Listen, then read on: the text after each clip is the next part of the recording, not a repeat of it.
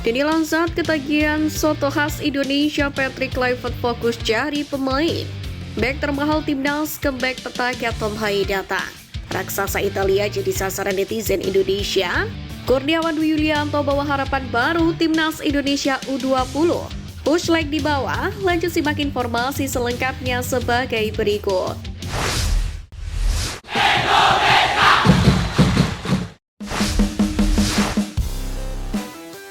Kurniawan Dwi Yulianto bawa harapan baru timnas Indonesia U20.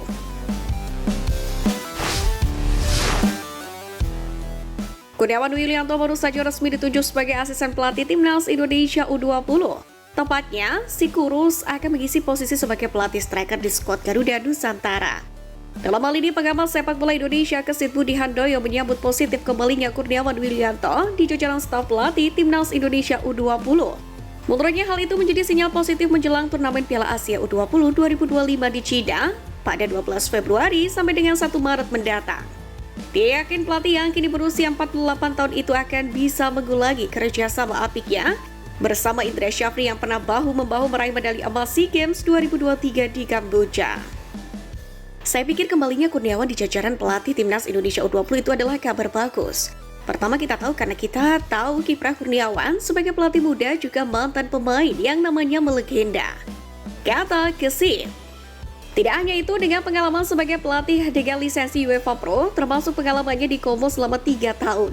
Diyakini Kurniawan akan menjadi tandem tepat bagi Indra yang mengejar 4 besar Piala Asia U20 guna meraih tiket di Piala Dunia U20 2025. Tugas Kurniawan di timnas Indonesia U20 sendiri spesifik, yakni sebagai pelatih para penyerang Garuda Nusantara.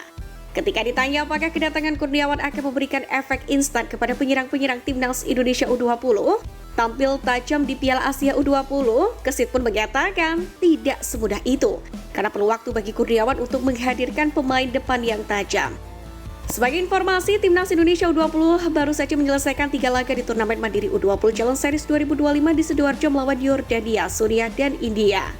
Dari ketiga lawan itu, Indonesia kalah dari Yordania dan Suriah serta hanya menang melawan India. Sementara setelah ini, Indra Syafri akan mengumumkan 23 skuad final untuk Piala Asia U20. Yang mana pada turnamen itu Jens Raven dan kawan-kawan tergabung di grup C bersama Uzbekistan, Iran, dan Yaman.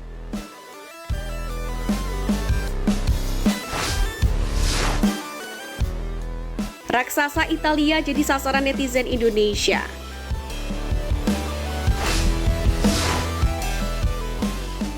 Nama Jesus disebut-sebut masuk ke dalam radar bidikan Juventus. Juventus sendiri ingin mendatangkan Jesus setelah gagal menggait Kevin Danso dari Lens. Menariknya, setelah kabar itu beredar, Juventus pun langsung diserbu supporter timnas Indonesia. Bahkan, para supporter kompak mengucapkan "Here we go" untuk Jesus yang dilirik oleh Juventus. Mereka berharap Jesus pun bisa bergabung dengan Juventus. Aksi supporter timnas Indonesia ini pun tampak pada kolom komentar unggahan teranyar Juventus di Instagram pada Minggu 2 Februari 2025.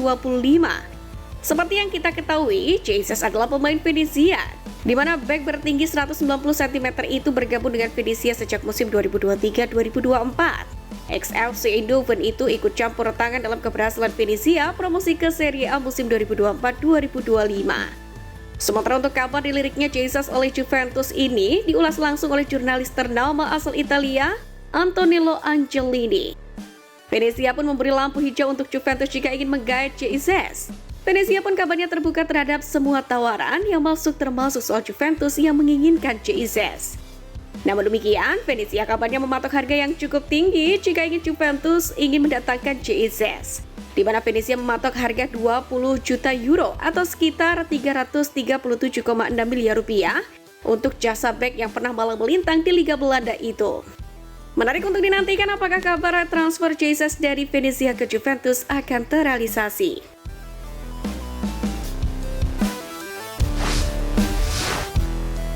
Deni Lansat ketagihan soto khas Indonesia. Patrick Kluivert fokus cari pemain. Sudah menjadi rahasia umum apabila Indonesia terkenal dengan keberagaman kulinernya, dan soal rasa pun jangan ditanya. Hal ini terbukti bagaimana asisten pelatih timnas Indonesia Deni Lansat membagikan momen unik saat dirinya menikmati makan malam dengan menu soto ayam sembari memantau pemain timnas Indonesia melalui serial televisi. Dalam unggahan Instagram story-nya pada hari Minggu malam, tampak Patrick Kluivert dan Alex Pastoor memang berada di belakangnya turut menyaksikan pertandingan. Nonton bola dan makan enak, soto ayam, kata Denny Lansat. Unggahan itu pun menunjukkan jajaran tim pelatih timnas Indonesia turut menikmati kuliner lokal di tengah kesibukan mereka dalam membangun skuad terbaik bagi Garuda. Sebagai informasi, Patrick Kluivert dan 3 asisten pelatih asal Belanda yaitu Denny Lansat, Alex Pastoor, dan Gerard van den Berg telah tiba di Jakarta sejak Sabtu kemarin.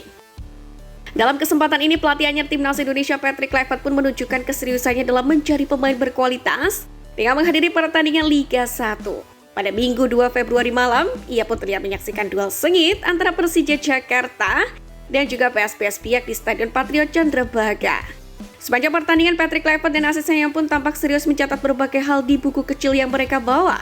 Sorot mata tajam, sang pelatih pun mengamati permainan terutama terhadap beberapa pemain yang sudah akrab dengan skuad Garuda, seperti Rizky Ridho, Muhammad Ferrari, dan Witan Sulaiman.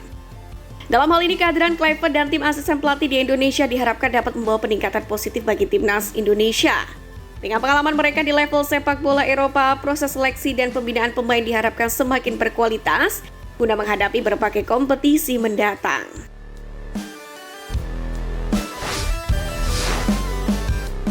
Bek termahal timnas comeback, petaka Tom Haye datang. Para personel diaspora timnas Indonesia melanjutkan kiprahnya pada pekan ke-21 Liga Belanda. Klubnya Eliano Reinders, PSV Zwolle, dan klub Kelvin Verdonk NEC Nijmegen baru saja tampil lebih dulu pada hari Sabtu kemarin. Sehari kemudian pada Minggu 2 Februari, Tom Haye CS di kubu Almere City menjamu RKC Waalwijk di Janmar Stadion.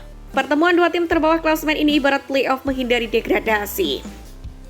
Sebagai informasi, dalam 1 jam aksinya, Tom Haye memiliki peluang bagus untuk mencetak gol melalui tembakan dari luar kotak penalti yang meleset dari sasaran. Peluang lainnya pun terjadi via tendangan bebas melengkung yang mengirim bola tipis saja di samping tiang gawang. Sang profesor ditarik keluar pada menit ke-62, hanya 4 menit pasca gol balasan RKC. Beberapa jam kemudian, Miss Hilgers pun menjalani comeback pasca cedera bersama FC Twente. The Tukers bertandang ke markas Go Ahead Eagles dengan hasil akhir 2-2.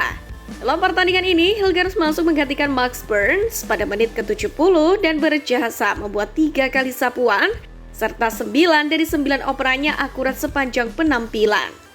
Ini merupakan kali pertama Miss Hilgers terjun lagi di lapangan setelah mengalami cedera di partai Liga Eropa melawan Olympiakos pada Desember lalu.